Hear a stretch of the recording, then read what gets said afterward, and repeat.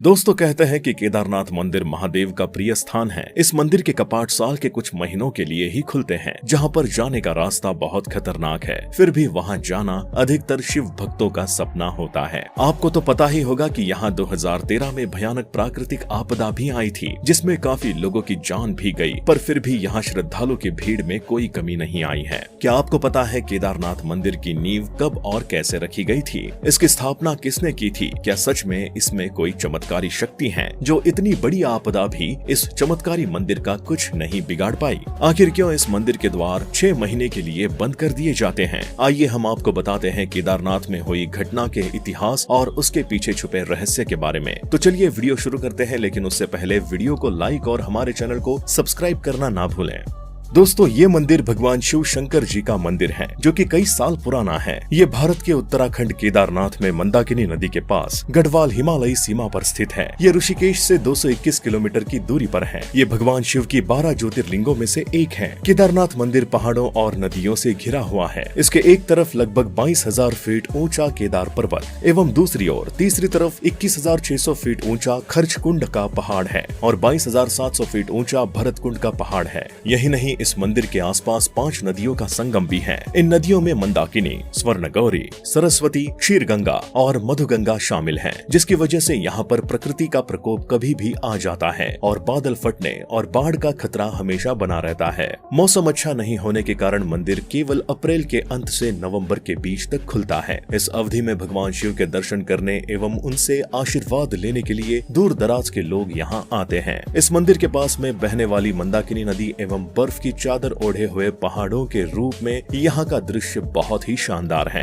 केदारनाथ के इस शांत वातावरण एवं अद्भुत दृश्य को देखकर लोग इसकी ओर आकर्षित हो जाते हैं, मानो किसी ने उन्हें मंत्र मुग्ध कर दिया हो।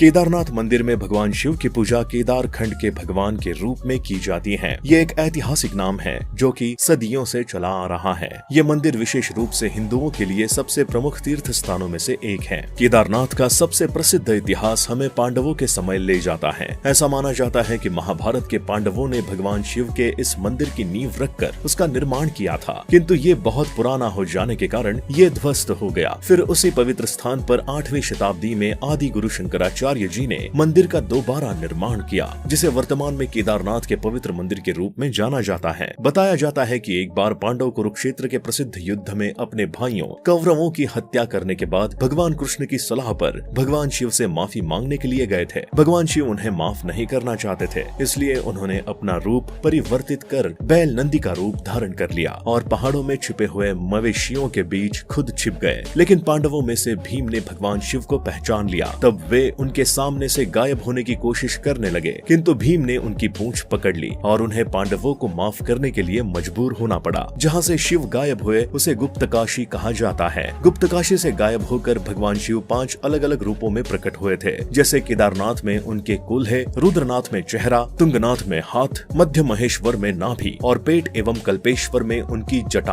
आदि। इन 5 स्थानों पर पंच केदार के नाम से जाना जाता है। कुछ लोग केदारनाथ मंदिर के इतिहास को आदि गुरु शंकराचार्य जी की मृत्यु से भी जोड़ते हैं। कहा जाता है कि उनकी मृत्यु इस स्थान पर हुई थी। इस तरह से इस मंदिर से कई सारे इतिहास जुड़े हुए हैं। आप सभी जानते होंगे कि सन 2013 में भारत के उत्तराखंड राज्य में बहुत ही भयानक त्रासदी हुई थी। 16 एवं 17 जून 2013 को उत्तराखंड राज्य के अन्य हिस्सों के साथ ही केदारनाथ घाटी पर अभूतपूर्व बाढ़ आई थी। दरअसल 16 जून की शाम को केदारनाथ मंदिर के पास बहुत तेज गड़गड़ाहट की आवाज के साथ भूस्खलन शुरू हुआ। इस भयंकर गर्जना के बाद मंदाकिनी नदी के नीचे चोराबरी ताल या गांधी ताल में भारी मात्रा में पानी गिरना शुरू हो गया। 17 जून 2013 को सुबह सरस्वती नदी और गांधी ताल का बहाव बहुत तेजी से बढ़ने लगा, जिससे इसके बहाव में इसके साथ बड़ी मात्रा में चट्टान पत्थर टूटकर बहने लगे। जहाँ एक तरफ बाढ़ के पानी के सामने जो भी आए वो उसे अपने साथ बहा ले जा रहा था, वहीं दूसरी तरफ केदारनाथ मंदिर के पीछे एक बड़ी सी चट्टान आकर फंस गई। उस भयंकर बाढ़ से उस चट्टान ने मंदिर की रक्षा की और बाढ़ के पानी के साथ बहने वाला पूरा मलबा मंदिर के दोनों ओर से बहता रहा, पर मंदिर को कुछ नहीं हुआ। लोगों को तब भी बहुत डर था कि बहता हुआ पानी एवं मलबा मंदिर को भी साथ में बहा ले जाएगा,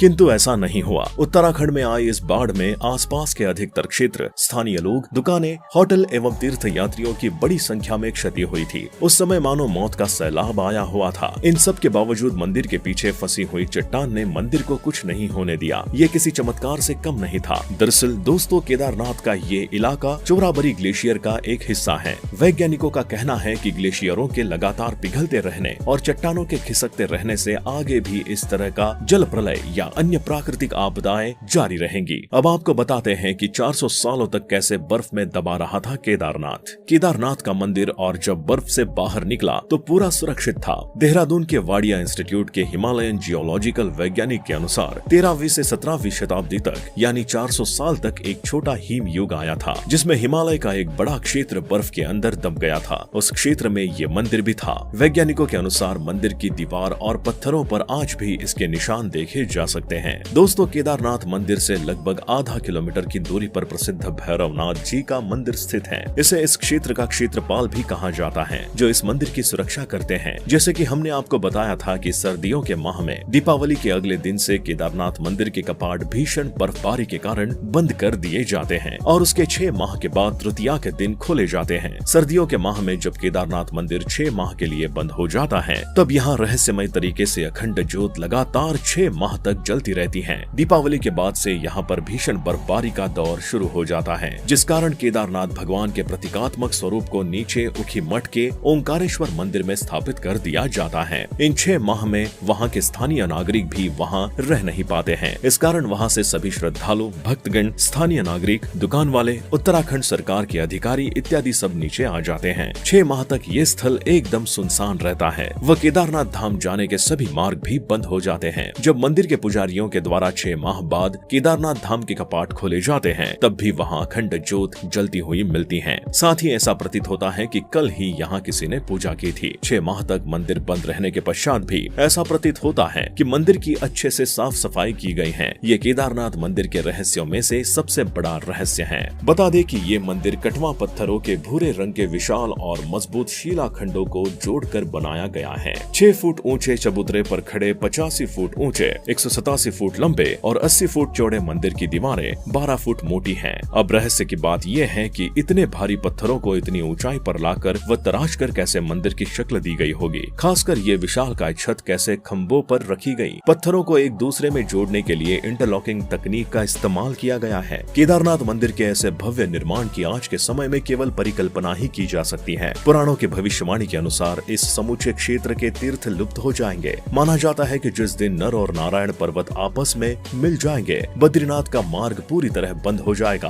और भक्त बद्रीनाथ के दर्शन नहीं कर पाएंगे। पुराणों के अनुसार वर्तमान बद्रीनाथ धाम और केदारेश्वर धाम लुप्त हो जाएंगे और वर्षों बाद भविष्य में भविष्य बद्री नामक नए तीर्थ का उद्गम होगा।